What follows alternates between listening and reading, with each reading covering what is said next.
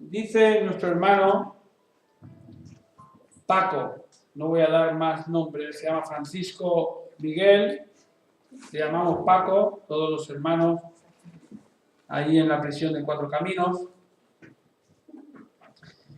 Y él dice así: amados hermanos, en primer lugar, quiero darle gracias a Dios. Quiero darle la gloria por darme la oportunidad de poder compartir mi testimonio con vosotros. Y por el sentir que puso en el hermano Pepín, por mediación del cual hoy puedo daros a conocer mi vida.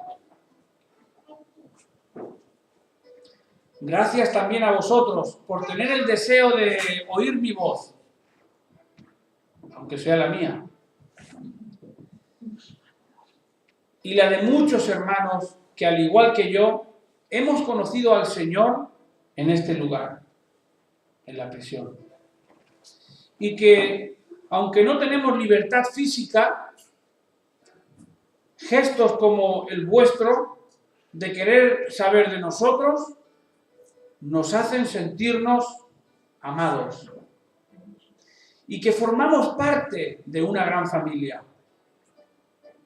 Amados hermanos, hermanas, gracia, misericordia y paz de Dios, nuestro Padre, y de Cristo Jesús, nuestro Señor, os sean multiplicadas. Amén.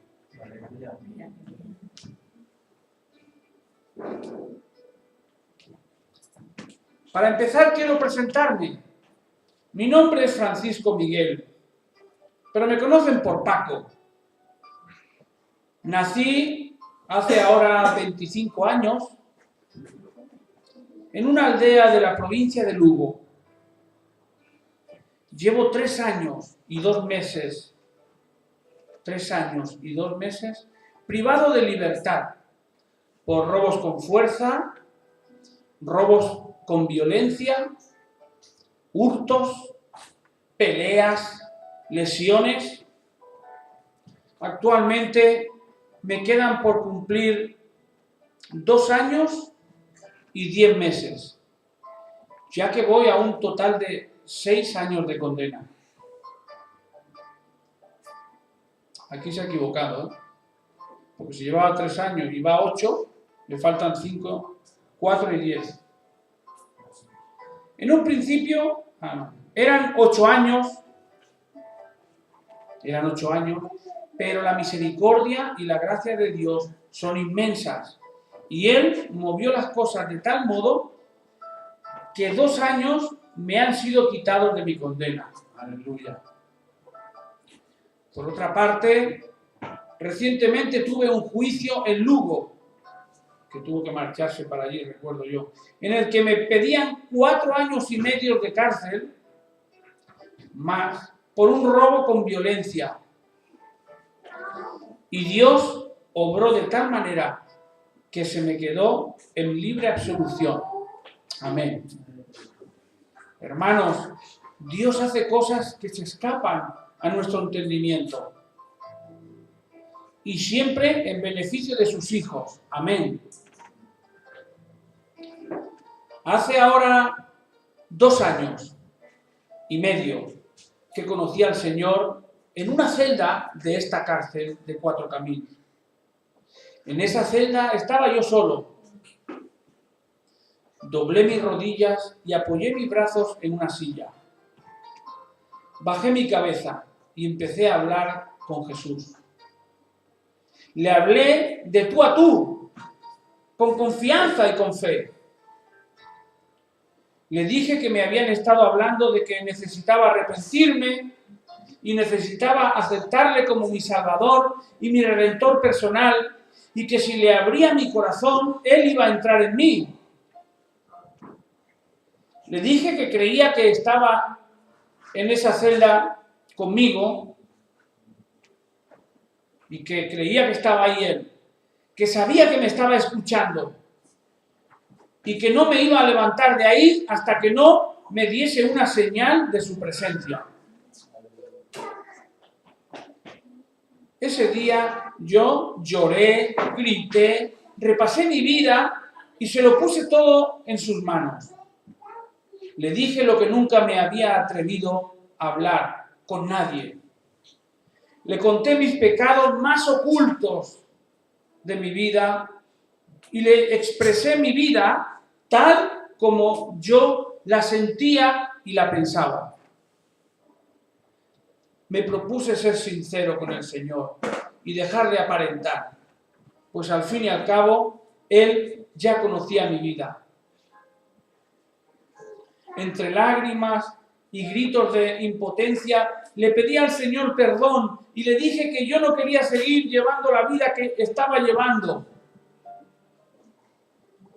Le pregunté para qué había nacido yo, para ser un infeliz, para ser un marginado, un preso que iba para 8 años de condena. Le dije al Señor que así yo no quería seguir viviendo, que me negaba a seguir así, pues mi vida no tenía sentido ni tenía propósito ninguno. Realmente yo no era feliz, ni sabía para qué vivía. Le pedí ayuda al Señor desesperadamente y le pedí perdón. Le dije que creía en su Hijo Jesús y que creía en su muerte y en su resurrección. Y no solo lo dije, sino que además lo creía de corazón. Me acerqué a Él, a ciegas, como mi último recurso. Y si Él no me hubiese oído, yo no sé qué sería de mí ahora. Dios me oyó en ese día. En ese preciso momento fue mi momento. El momento que esperé durante toda mi vida. Ese día pasó algo en mi interior de mí, en mi cuerpo. Más concretamente, en mi corazón. Ese día supe que tenía un corazón. Una sensación nueva y nunca antes sentida nació en mí. De repente me sentí liberado. Sentí un perdón mayor del que jamás había sentido y una sensación de paz desconocida para mí hasta entonces. Ese día nací de nuevo. El Espíritu Santo del Dios vivo vino a mi vida y entró a morar en mi corazón. Aleluya. Realmente cuando me acerqué a Jesús, lo hice con una necesidad apremiante. Pedía a gritos a encontrarme con Él. Como todo ser humano, buscaba la verdad y yo buscaba la felicidad en el día a día, con las cosas que este mundo ofrece. Pero por más que buscaba, no había manera. Había en mi interior una sed que nada lograba saciarme. Ni el alcohol, ni las drogas, ni el sexo, ni la familia, ni los amigos, ni el dinero, nada podía saciar mi sed interior. Siempre me acompañaba una sensación de soledad y de desconfianza hacia los demás. Solo a veces me sentía algo mejor, y eso es cuando me emborrachaba, cuando me drogaba, o me iba a las tantas de la madrugada a dar paseos por mi aldea en la que yo vivía en Lugo. Él tiene un acento muy gallego, el galego. Yo solo, bajo el cielo estrellado, mientras la luna me miraba, de madrugada, iba a dar paseos por mi aldea. Ahí en el puente me sentaba, me encendía un cigarrillo y empezaba a hablar conmigo mismo. Repasaba mi vida y me preguntaba por qué la gente era así, por qué había esta maldad en el mundo. Me preguntaba si habría alguien más en el mundo que valorase aquella calma, aquel silencio que sentía yo en el puente, fumándome un cigarrillo. En mi corazón algo me decía que estábamos hechos para cosas mejores, que la vida debía ser algo más que lo que yo estaba viviendo. Pensaba que quizás llegaría a ser feliz cuando reformase mi casa, cuando me casase o tuviera hijos, o cuando me hiciera famoso grabando un disco de rap, porque él baila rap y ahora está hace rap allí, y hay uno que toca la guitarra y él va cantando, ¿sabes que Jesús es el bueno para ti y para mí? Es buenísimo.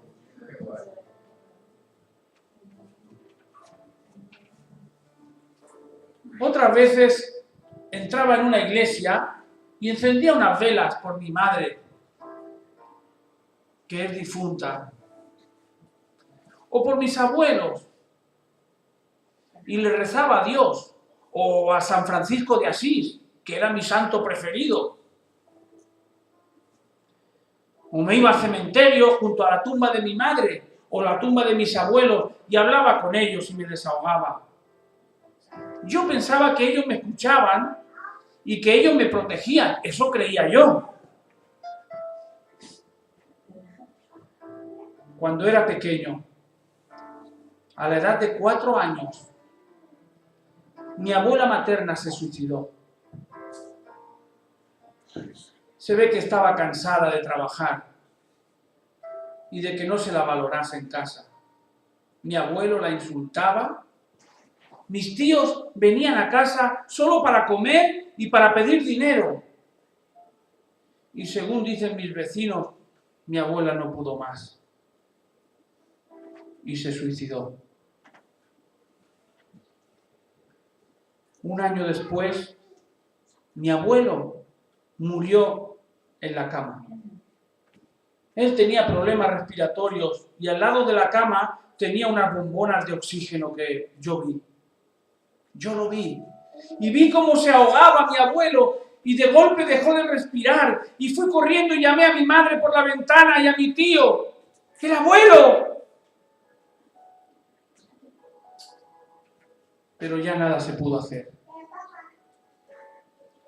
Cuando fallecieron mis abuelos, en casa quedamos mis padres, mi hermana Inés, que es 5 años mayor que yo, mi hermano Manolo, que es 1 año menor que mi hermana Inés, y yo, que soy el más pequeño. Nuestro padre bebía y bebía, y muchas veces llegaba alcoholizado del bar y le daba por pegarnos a sus hijos con una goma de butano. Levantarnos de la cama de madrugada cuando él llegaba borracho y hacernos andar por el salón en calzoncillos y descalzos, en invierno con el suelo frío, y nos cogía por los pies y nos sacaba por las ventanas de un primer piso y nos decía que nos iba a tirar.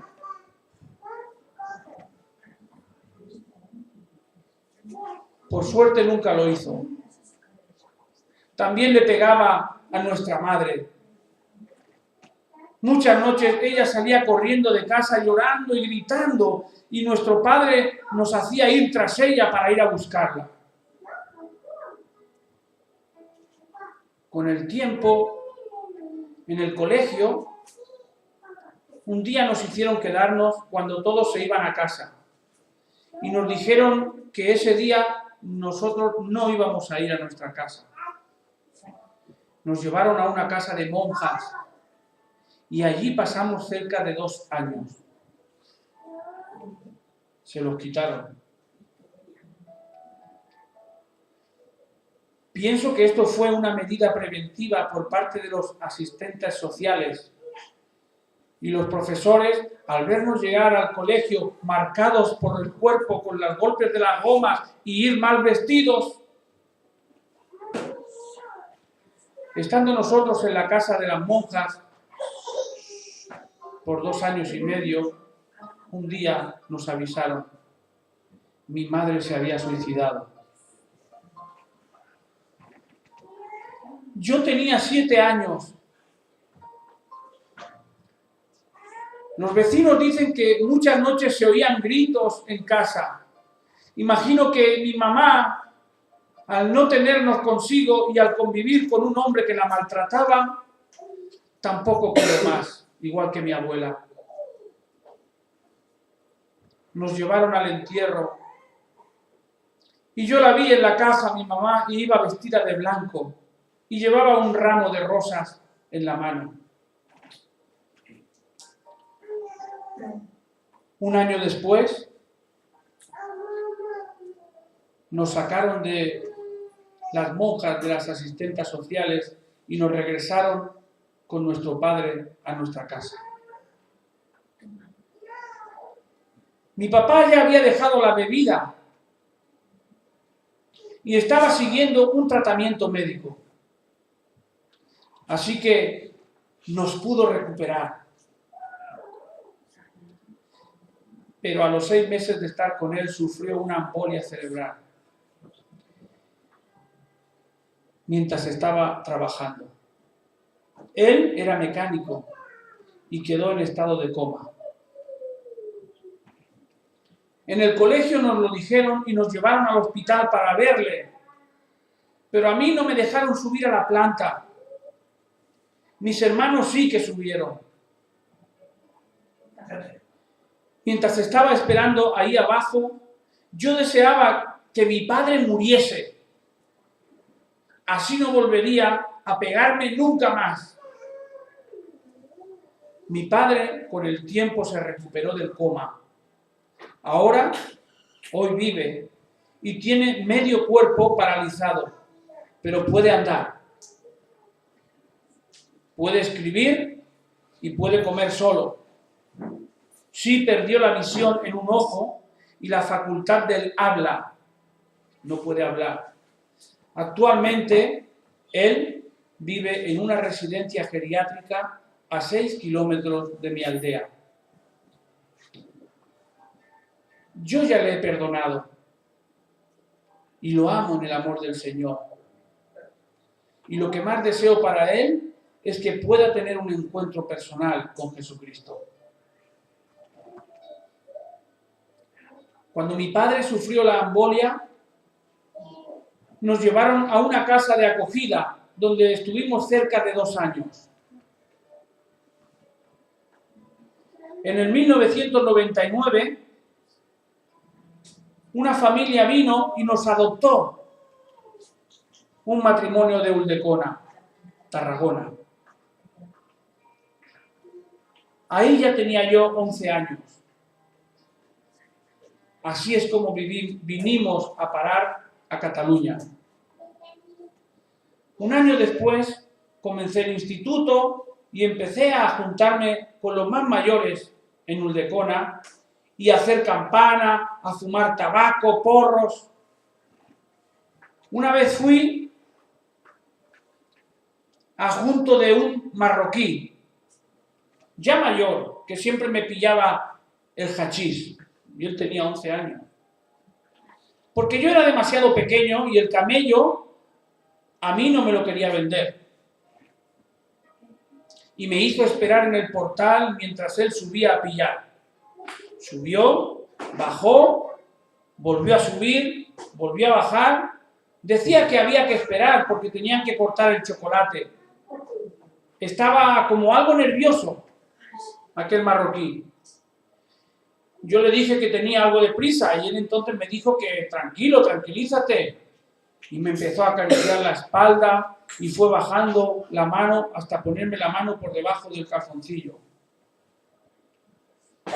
Yo le dije que parase, que me quería ir, que subiese ya por el chocolate o que me iba. Resulta que se sacó la pieza de chocolate del bolsillo y me la dio. Ya la tenía. Él me había engañado. Quería abusar de mí. Huí de ese lugar corriendo. Me sentí sucio y culpable.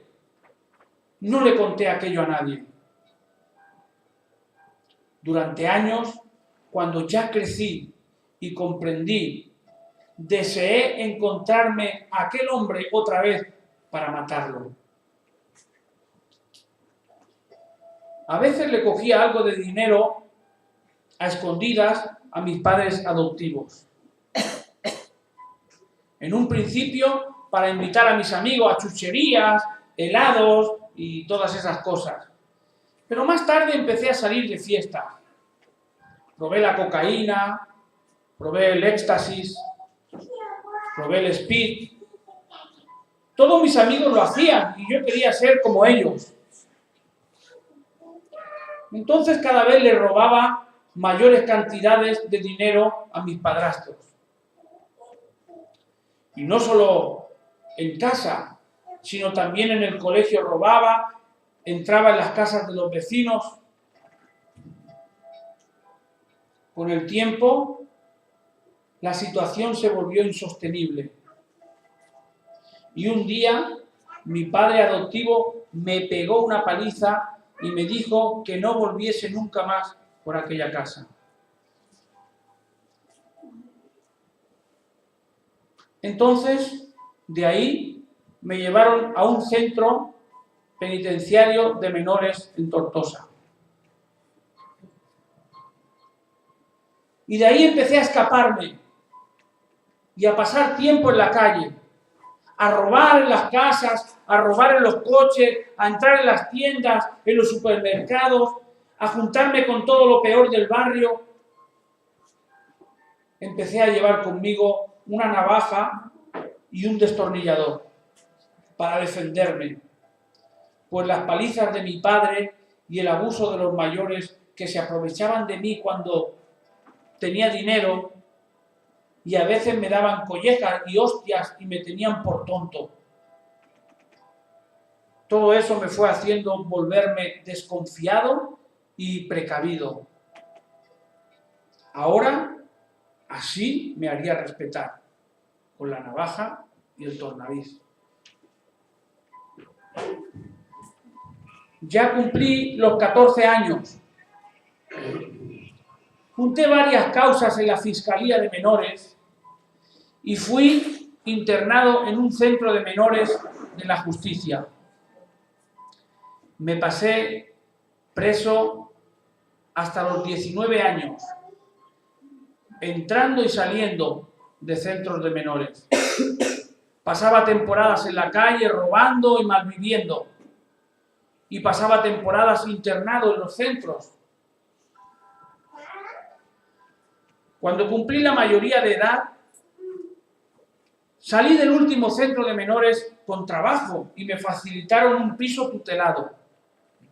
Ahí estuve unos meses, pero por incumplir las normas del piso me echaron a la calle, ya que metía a mis amigos en el piso, hacía fiestas, me emborrachaba, hacía ruidos, tiraba botellas por las ventanas. Eso le molestaba a los vecinos.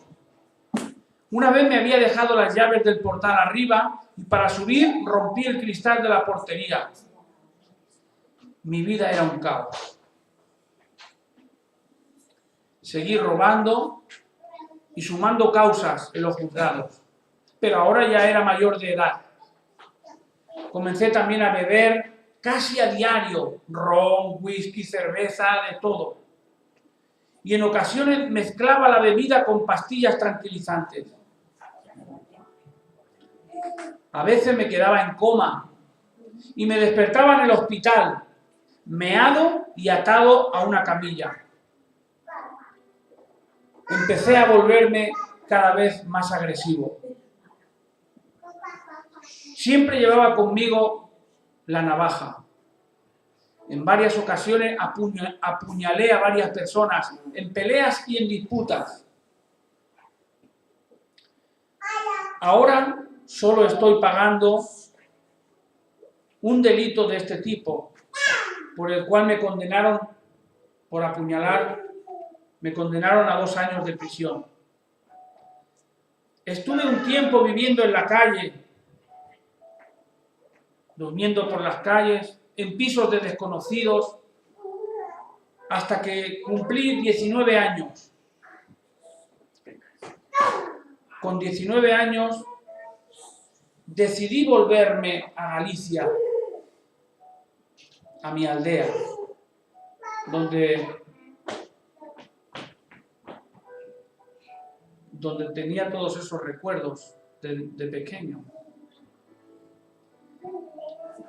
Y empezar a reformar mi casa, la cual llevaba 13 años deshabitada y en ruina. Cuando llegué a mi casa me la encontré en pésimas condiciones, sin luz, sin gas, sin agua, con enormes goteras en el techo, desorden, telarañas, maleza en la finca. La miré y me puse manos a la obra. Poco a poco empecé a reformarla. Mi hermano Manolo a veces venía a ayudarme. Él estaba viviendo en Lugo. A los 6 meses de llegar a casa de nuestros padres adoptivos, a él también lo echaron porque también se emborrachaba. Mi hermano, cuando yo tenía 16 años, se casó con otro hombre homosexual. Y eso a mí me afectó y me daba vergüenza hablar de ello a mis amigos. Durante años me lo callé. Ya veis, hermanos, qué familia, ¿no? A veces, en el bar de la aldea, notaba cómo los vecinos nos miraban y se reían de nosotros, pero lo hacían en voz baja. Y yo deseaba que me lo dijeran a la cara, odiaba su hipocresía y muchas veces deseé que alguno de ellos me provocase para romperle una botella en la cabeza. En esa época bebía casi a diario, jugaba a las tragaperras y vivía de trabajos que iba consiguiendo. Cobré algo del paro, algo del subsidio de la excarcelación, los robos que hacía, los hurtos. Y ya últimamente me dediqué a vender papelas de heroína. Meses antes de entrar en prisión, también empecé a consumirla yo mismo y la fumaba. Conseguí dejar mi casa bastante decente. La pinté, levanté paredes, puse la luz, puse agua, desbrocé la finca, planté un huerto, árboles frutales e incluso tenía gallinas y patos y ocas. También puse palomas, conejos, un perro y hasta un caballo. Vivía entre semana en la ciudad, en Lugo, y los fines de semana me iba a la aldea. Pero aún con todo lo que hice en la aldea, no tenía paz. Casi cada semana llegaban a mi buzón citaciones judiciales y sabía con todo lo que había hecho que tarde o temprano entraría en prisión. Por otro lado, vivía con odio, me sentía solo, incomprendido, almacenaba rencor en mi corazón. Era como una bomba de relojería a punto de estallar en mi cuerpo. En varias ocasiones golpeé fuertemente a mi hermano. Recuerdo otra vez que empujé a mi padre y le culpé de la muerte de mi madre, de maltratarla y de que no hubiera tenido el valor de descolgarla cuando se ahorcó, que se la encontró él en la casa. También con mis compañeros de la calle, en varias ocasiones tuve fuertes disputas y a uno llegué a golpearlo con una vara de hierro hasta rompérsela encima. Estaba totalmente descontrolado. En el fondo de mi corazón me sentía un cobarde, débil, malvado. Me consideraba una mala persona y perversa. En ocasiones yo mismo me autolesionaba. Esto ya lo llevaba yo haciendo desde menores, desde la prisión de menores. Me cortaba los brazos, me cortaban el pecho. Una vez me corté en el brazo con rabia y casi me cuesta que tocar un nervio y perder la sensibilidad de todo el brazo. Vivía con miedo. Me obsesionaba la idea de morirme solo y que nadie se diese cuenta. Por eso dejaba siempre la puerta de mi casa sin cerrar con llave por las noches. A veces de madrugada me entraba terror y creía que habían espíritus en mi casa y yo los retaba a que me se apareciesen. Otras noches salía por la aldea a robar herramientas, me metía dentro de las casas cuando no estaban los vecinos, robaba joyas, dinero, comida. Los vecinos de la aldea llegaron a querer y consiguieron firmas para echarme del pueblo. Una vez vino uno a mi casa y me cogió por el cuello y me amenazó. Yo no hacía caso ni entendía razones de nadie, ni a nadie. Otras veces la Guardia Civil se ponía a las puertas de mi casa esperando a que yo saliese para detenerme. Yo estaba ciego total, absolutamente. A solas, en casa,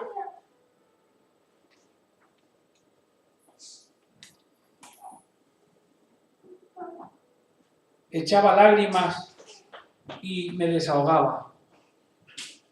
En mi vida también había inmoralidad sexual. A lo largo de mi adolescencia tuve varias novias, pero nunca nada serio. Mantenía relaciones sexuales con ellas sin apenas conocerlas y sin que realmente hubiese amor.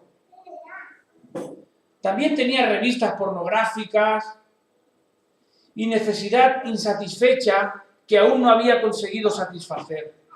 Tenía sed de Cristo, pero yo aún no sabía que Él era el remedio de todos mis males y de toda mi vida. Varias veces en la calle, algunos amigos me habían dicho que fuese al culto. Pero aunque yo sentía curiosidad que sobre el culto, ¿qué es eso del culto? Me daba reparo, pues además por ignorancia yo creía que el culto solo era para los gitanos. Y en otra ocasión, en la ciudad de Lugo, me vieron unos hermanos de un centro reto y se me acercaron y me dijeron que, oye, ¿qué haces tú ahí tan solo, sentado en el banco? Y me invitaron a ir con ellos, pero yo lo rechacé, su invitación, pues creía que aquello era una secta o algo raro. Y me dieron un folleto de Jesucristo y se fueron. Realmente yo deseaba cambiar mi vida. Mi vida no tenía sentido. Realmente se me pasó por la cabeza irme con aquellos hermanos, pero la desconfianza una vez más me venció. Pensaba que aquello era demasiado bonito para ser verdad, todo lo que me decían. Creía que había ahí gato encerrado, marrameado.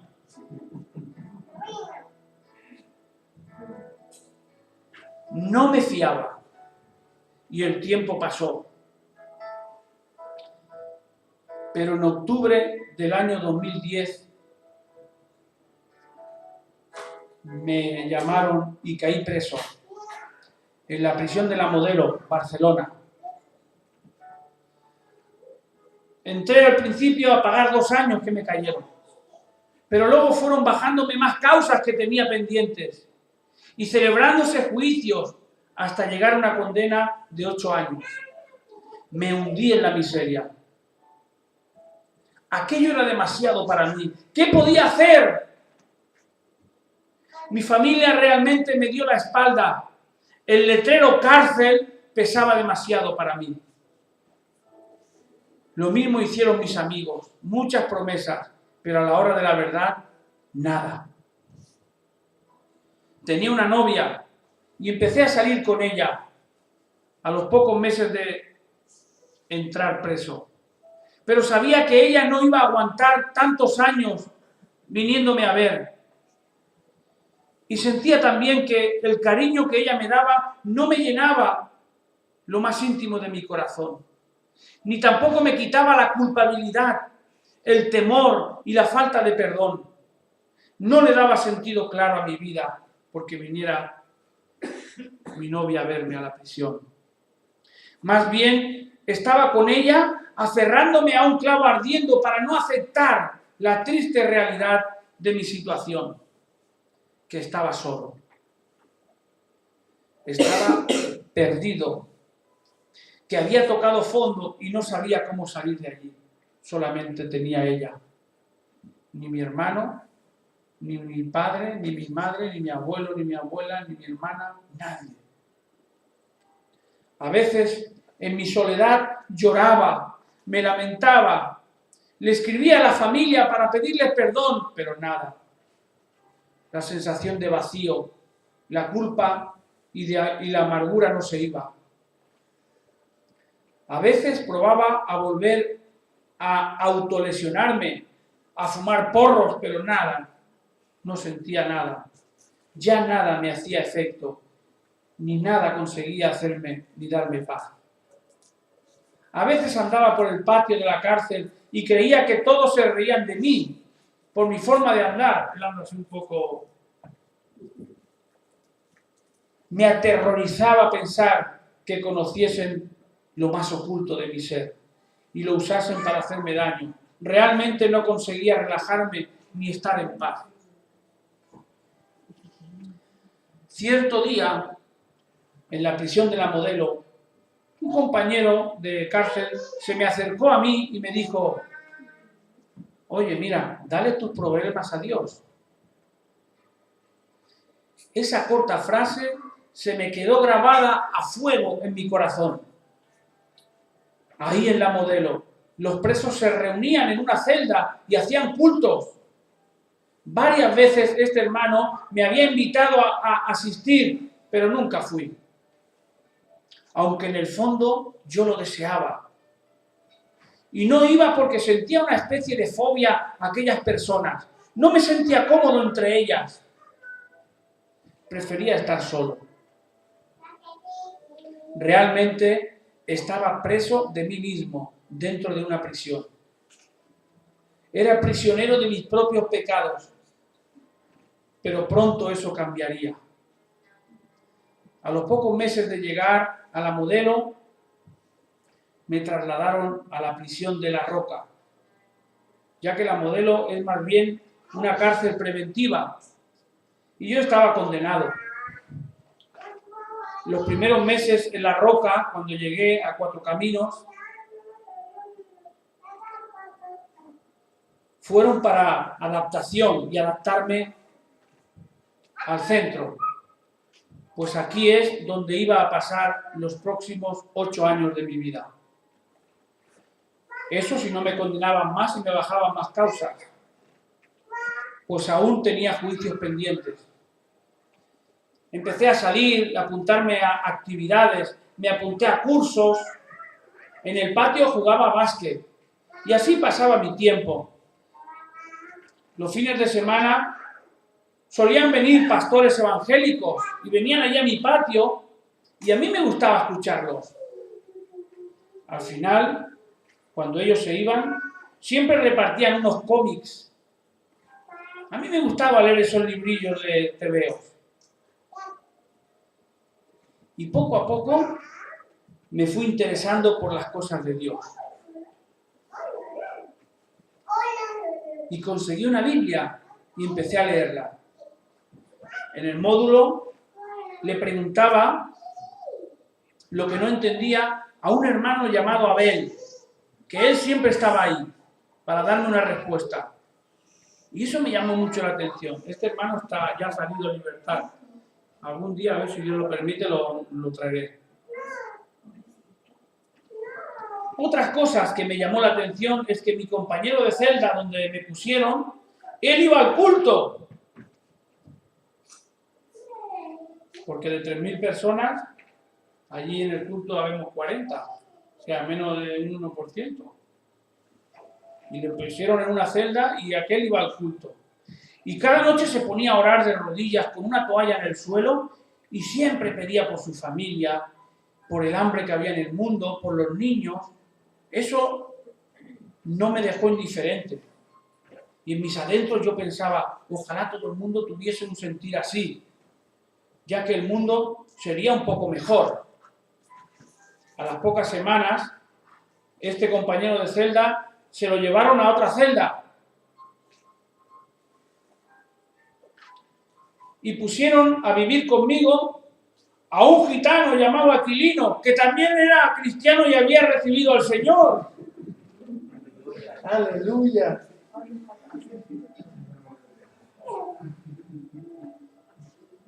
Y este hermano ya había pasado por las aguas, ya era bautizado. Y este hermano me hablaba de Jesús y yo lo escuchaba de muy buena gana y lo creía lo que él me decía acerca de la Biblia y acerca de Dios.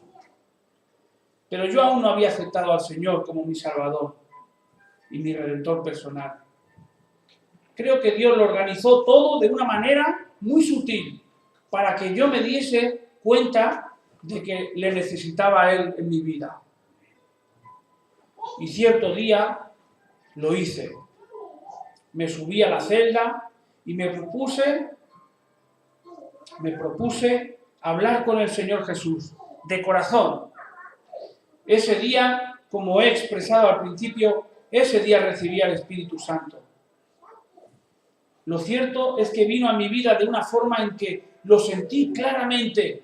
Hay personas que nacen de nuevo, pero no notan demasiado, simplemente lo saben. Pero en mi caso, yo tuve una experiencia única y nunca antes experimentada. Yo ya no me sentía preso. Me recordaba que estaba preso, las sirenas que suenan en la cárcel cuando hacen el recuento, que son similares a las de los incendios. Y se lo dije a mi compañero lo que me había pasado. Y entonces él se alegró conmigo y me dijo que había fiesta en el cielo. Yo sé que Dios lo usó a él también para llevarme a sus pies, así como a otros muchos.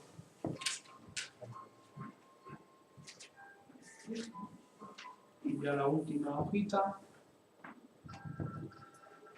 También me pasó otra cosa, que solo puede venir de Dios.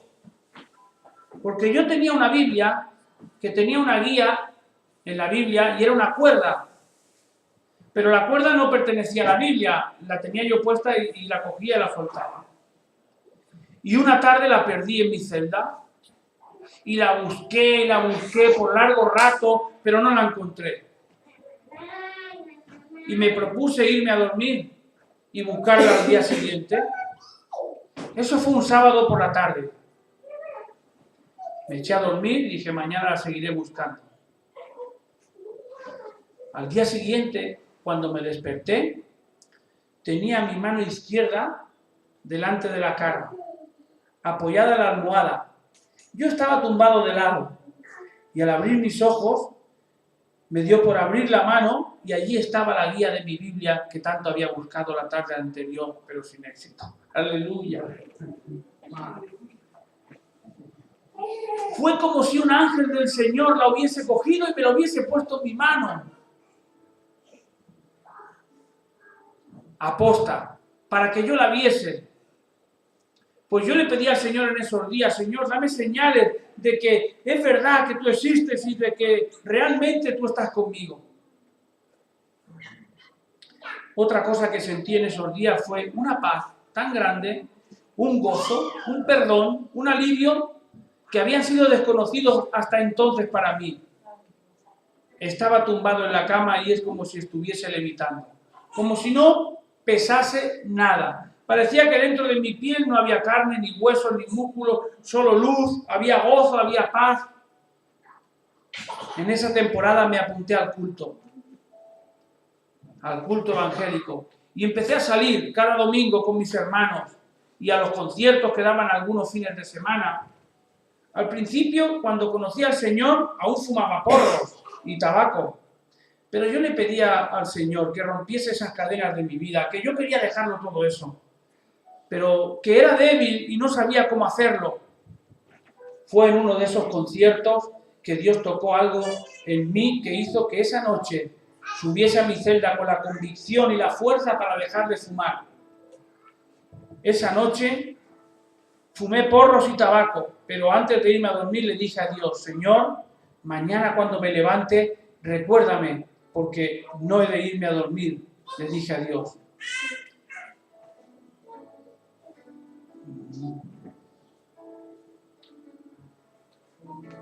Dice, me colé. Me he colado, me he perdido. Señor, recuérdame, solo recuérdame que no he de fumar. Dios ya había puesto esa convicción en mí. Y en esa fecha, hace 2 años, no le doy una calada a un cigarro. La gloria es para el Señor. Amén. ¿Y qué más puedo deciros, hermanos y hermanas? Ha sido un proceso mi caminar con el Señor. Y en estos 2 años y medio que me convertí, me imagino que al igual que vosotros, ahí afuera, la única diferencia es que yo no puedo coger e irme un día a la playa o a la montaña si me apetece. Y tengo que seguir unos horarios y unas normas, me gusten o no. Por lo demás, aquí adentro es más o menos lo mismo que ahí afuera. Hay mucha necesidad igual que afuera. Hay mucha falta de amor. Hay mucha falta de la verdad en las vidas. Aquí, en este lugar, también hay personas sirviendo a Dios en el día a día. Hay personas que le sirven, que están internas, como voluntarios también que entran de la calle para compartir su tiempo con nosotros, como es el caso del hermano Pepín y otros hermanos, pastores que también vienen. Dios está pendiente de nosotros.